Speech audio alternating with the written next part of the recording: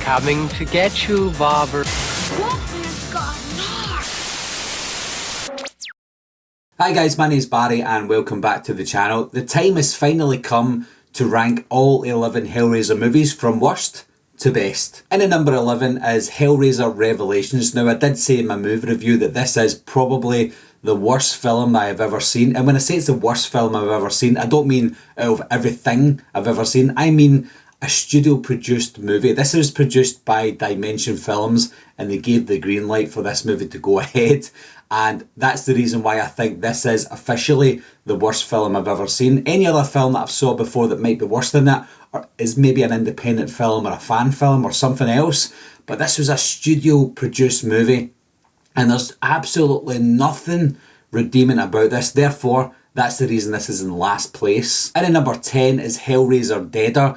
And I think with all the reasons why Revelations was bad, it's similar to this as well. But this was a little bit better quality, but I think they take themselves out of USA and they go to Eastern Europe as well. There's a reporter called Amy that goes to Eastern Europe on her adventures to crack the case, just like every other film or half the films in this franchise, and there's just nothing redeeming about it. You don't see Pinhead that often, and the story itself is all over the place.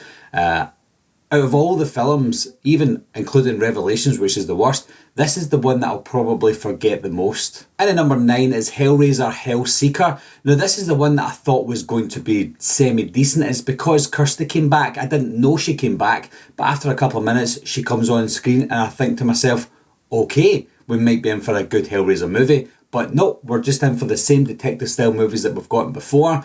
But it was just a bad storyline. And what makes it worse is the fact that Kirsty did come back and they didn't utilise her in the way that they should have. So therefore, number 9. And then number 8 is Hellraiser HELLWORLD. Now this would be lower down in the list if it wasn't for the actors in the film and the downright stupidity of the storyline. Now although the storyline is stupid and is worthy of being lower on the list, there's just something about it that I think, do you know what, they tried something different. Even though we're getting the same thing over and over again. This time we don't get detectives, which is good, but we get a lame ass twist at the end of the film where there is no Pinhead, it's just all in their heads. They all get drugged throughout the entire film. It's absolutely batshit crazy. Yes, we do get Pinhead at the end of the film just to redeem themselves for bringing Pinhead back, I guess. But at the end of the day, it's still a really bad film. And then number 7 is Hellraiser Judgment. Now again, it is a bad film, but it is one of the better detective movies in the franchise. And I think maybe what makes this one better is because of the 3 movies that we got before it, the Rick Botta trilogy, as they would call it. Those movies were absolutely diabolical, and so was Hellraiser Revelations. This one is a bad film, but at least it's got that movie quality to it. And Pinhead wasn't half as bad as the Pinhead that we got in Hellraiser Revelations. It's no Doug Bradley, but it's something that we have to live with because Doug Bradley wasn't coming back. So we got a better Pinhead. We get a little bit more screen time with the Cenobites than we did in the previous films. But again, it still falls flat on its face because the story that unfolds in this just doesn't belong in the Hellraiser franchise. And at number 6 is Hellraiser Bloodline. Now this one, the story itself was very unique because they go into the future and they go into space, which is what we hate in most horror franchises. When they go to space, that's when you know it's the end of the line. But with this one, it's not because we get future sequels. But that's where you think, okay, they're not going anywhere. And when I saw that they went into space with this, I thought, uh-oh. But then they go back in time as well. But then they go to modern day. So we get a mix of past, future and present. And it was okay.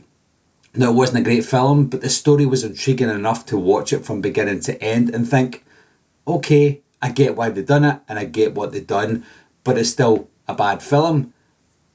But there's something semi-charming about it. I don't know if it's because it's a film made in 1996 and it's got a bit of nostalgic charm to it, but other than that, it's better than the ones that we got higher up on this list. And then number 5 is Hellraiser 3, Hell on Earth.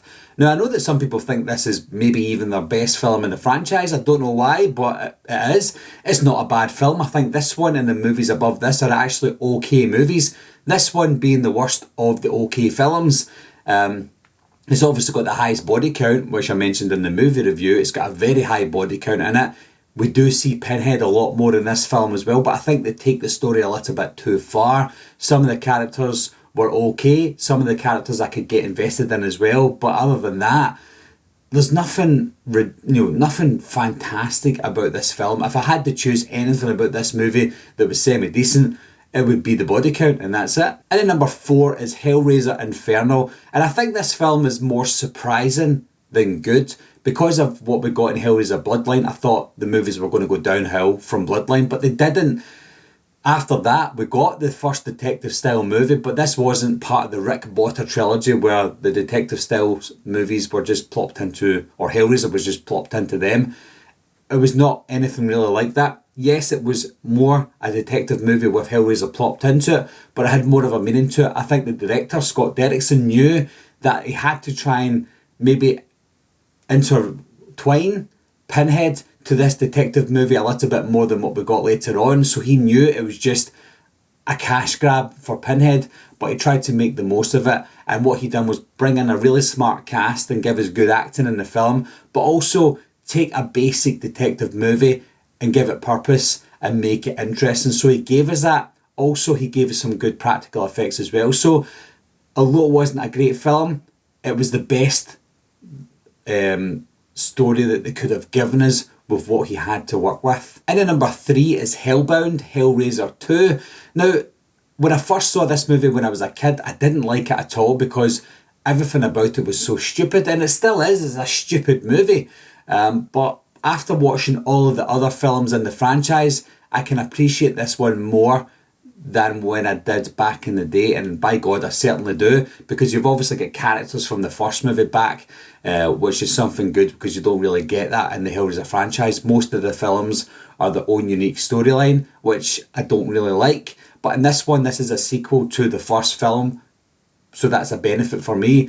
The practical effects are great, taken into this hell world as well, which we don't really see that often, and the way that they show it in this one was really good too. So it's actually a really good film. It's a lot better than I thought from what I remember. So so yeah, a lot of the negatives that I had when I was a kid or a teenager, they're all away now. I think when I watched this one, I thought, oh, that's really good. I really liked how they done that.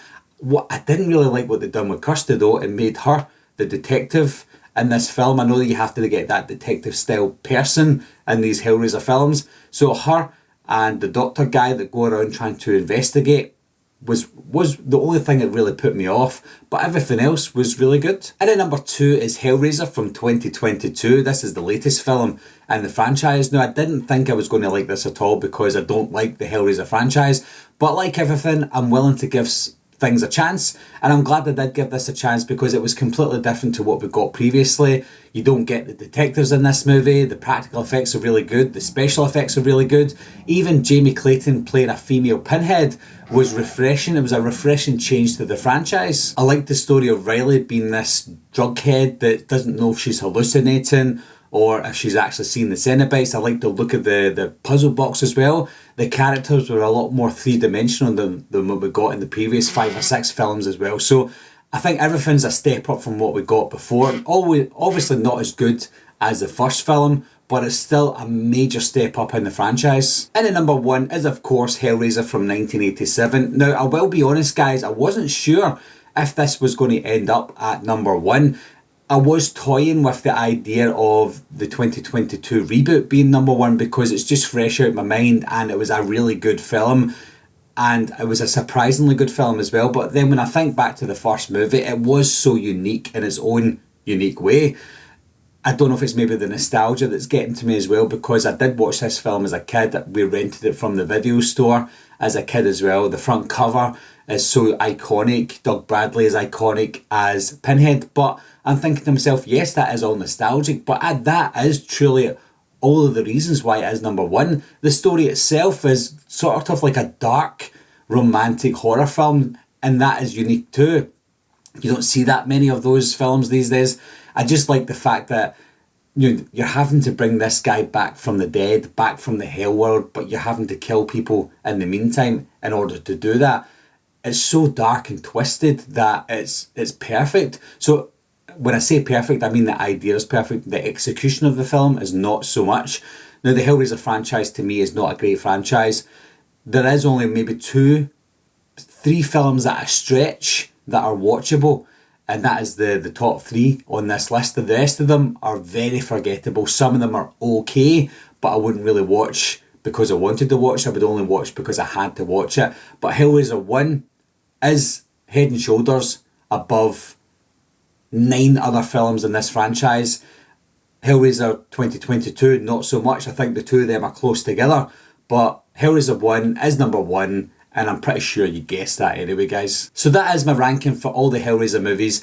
This was probably the worst ranking that I'd ever done in my life. You know, most of the films are bad. When I tend to do rankings, at least half the films are good and watchable, but in this one, most of them are very unwatchable.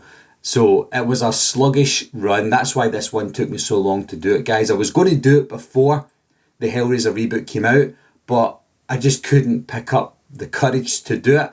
But eventually I had to go ahead and do it, and this is it. So I'm glad I don't have to go back to it again, guys. If any other Hellraiser movies come out in the future, I'll definitely not be going back to double dip on most of these films because they're absolutely not worth it. But anyway, guys, what is your ranking down below? I know you probably haven't seen all of the films, so whatever Hellraiser films you've seen, leave that ranking down below. Let me know what you think, and I'll talk to you soon. Bye bye.